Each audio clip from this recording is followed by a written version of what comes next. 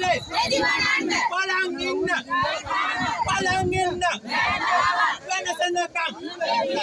senakan roti katakan Kang Wadina apa cerita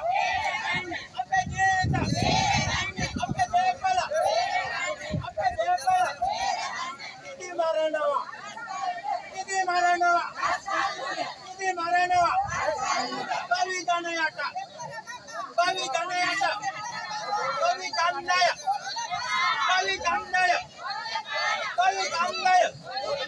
balaya gatta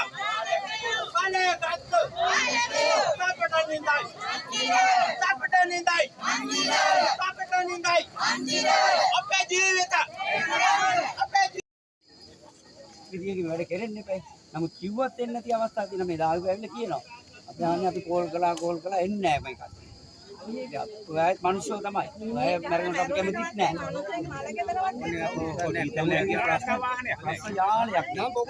ඒ නිසා තමයි මේ ඔක්කොම මේක.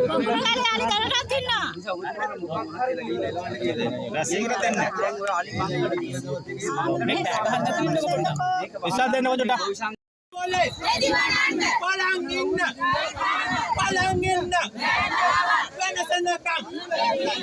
senakan roti katakan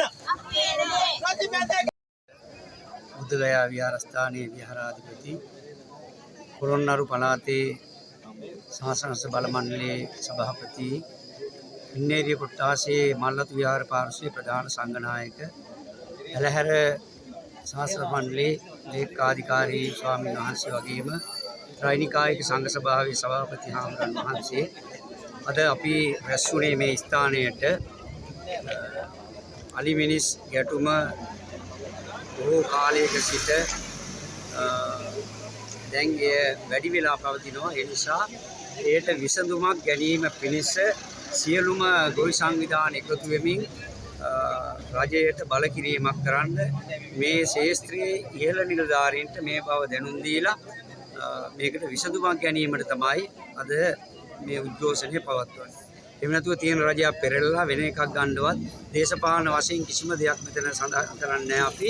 මොකද එහෙම එකකට නෙමෙයි ආවේ මේ මහ ජනතාවට තිබෙන වේදනා දුක් අපට දැනෙනවා. මොකද අපි දායකයන්ගෙන් යැපෙන ආම්දුරවරු ඒ නිසා අපට දැනෙනවා දායකයන් විඳින වේදනාව දුක.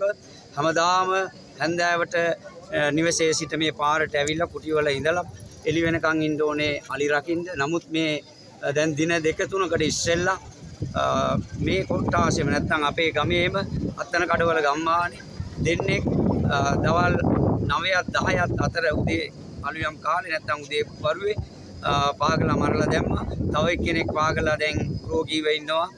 මේ විදියට මේ මෑතකදී දින දෙක තුනකට ඉස්සෙල්ලා වෙච්ච සිද්ධිය. ඊට වඩා මහා විශාල විනාශයක් දැන් ළඟදී වෙන්න පුළුවන්. මොකද මේ වෙනකොටත් පකුණුගල ප්‍රදේශයේ අලි läගලා ඉන්නවා 4 දෙනෙක් වගේ. ඒ වගේම ඊ රාත්‍රියේ මේ 30 කොටස 29 කොටස බුද්ධගයා විහාරස්ථ භූමිය අලින් ඇවිල්ලා නොඑක් විදිහේ පාලු කරලා තිබෙනවා. ඒ නිසා තමයි අද මේ සියලු ගොවියන් එක්කහු කරගෙන රජයේ දැනුවත් කිරීම වශයෙන් ගොවි ඇමතුමා නැත්තම් කුෂිකර්මාන්ත ඇමතුමා හා මහවැලි ඇමතුමාව දැනුවත් කරන්න අනුර දිසානායක අධිකරු ජනාධිපතිතුමන් දැනුවත් කරන්න අවශ්‍ය නිසා තමයි මේ රැස්වීම අරගෙන තිබෙන්නේ. අපි ඒ නිසා දැන් බලධාරීන්ට වනජීවියේ නිලධාරීන් මේ අවස්ථාවට සහභාගී වුණා. එයාට අපි ඒ අවශ්‍ය පිළියම් කරලා දෙන්නට කියලා ලිපි බාර දුන්නා. පොලිසිය වලට බාර දුන්නා. ඒ නිසා අපි බලාපොරොත්තු වෙනවා මේවට පිළිතුරු ලැබිලා මහ ජනතාවට සුබ සිද්ධියක් ඇති වෙයි කියලා. අපි සෑහෙන ප්‍රශ්නයකට මුහුණ දීලා තියෙනවා. මේ ඊපෙරේදත් දවස් 3-4කට උඩදී මේ වනාලියක් ඇවිල්ලා හප්පලා මේ ඉස්කෝලේ භූමියට ඇවිල්ලා පන්සලටත් ඇවිල්ලා දෙන්නෙක් තුන් දෙනෙකුට ගහලා දෙන්නෙක් ජීවිතක්ෂේරපත් වුණා. ඉතින් ලොකු විශාල ප්‍රශ්නයක් තියෙනවා මේ වනාලි සම්බන්ධ නිසා. ඒක තමයි අද විද්‍යුසන කරේ. මේකට ස්ථීරතර විසඳුමක් ඕන අපිට. තෙල් පිළිවෙලක් ස්ථාපිත කරලා හරි ස්ථිර විසඳුමක් ඕනේ. වනාලි දවල්ට එනවා ඉස්කෝල ළමෙක් පාරේ යන්න බෑ අපි නෝන මේ ළඟදී යනකොට අලිය ඉස්සරහට හම්බුණා. ඉතින් ජීවිතේ බොහොම අමාරුවෙන් බේරගත්තේ. ඒ වගේම ජීවිත රහක් මේක අනතුරේ තියෙන්නේ. ඉතින් ඉහළ නිලධාරීන් එල්ල මේ වගේ ස්ථිර විසඳුමක් දෙන්න මේ වනාලි ප්‍රශ්නේ දවල්ටයි රැයටයි මේ අපි රැය එළි වෙනකම් මේක නිදි කරනවා. කුඹුරු ඔක්කොම විනාශ කරනවා. ගහක් පලක් මොනවත් නැහැ. මගේ ගේ කැඩුවා. ඒකට කිසිම විසඳුමක් නැහැ. ඇත්තට මේ ප්‍රශ්නේ අපිට ඉතා ඉක්මනින් ගොයිය දුක් විඳිනවා පාරේ. මේ පාරේ එළි වෙනකම් මේ ගොයිය තමයි දුක් විඳින්නේ. ඉතින් ඉතින් රැයලා මහන්සි වෙනකම් මහන්සි වෙලා ඉතින් විසඳුමක් නැහැ. මේකට විසඳුමක් හොයාගෙන තමයි මේ අදාළ ඉහළ නිලධාරීන් මේකට අවධානය යොමු කරලා අපිට විසඳුමක් ලබා දෙන්න කියලා තමයි ඉල්ලන්නේ. වනාලි රැයට තමයි අපි වෙතින් දෙන්න තියෙන විසඳුම.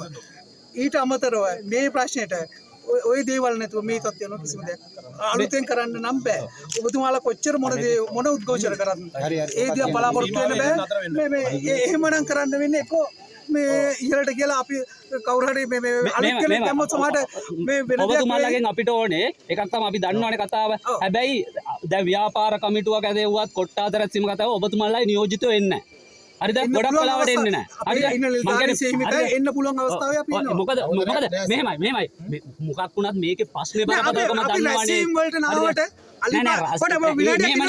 මේ ප්‍රතිපත්ති හදන්න බෑනේ අපිට ඔබගේ රාජකාරිය පාරේදී. හරිද?